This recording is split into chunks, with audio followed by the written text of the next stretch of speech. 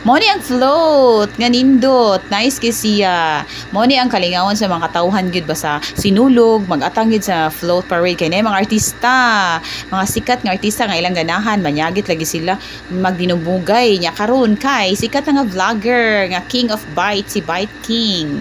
Yan na pa uban nga vlogger nga ni anhi, mga vlogger si Divina Telma o ganing bugan.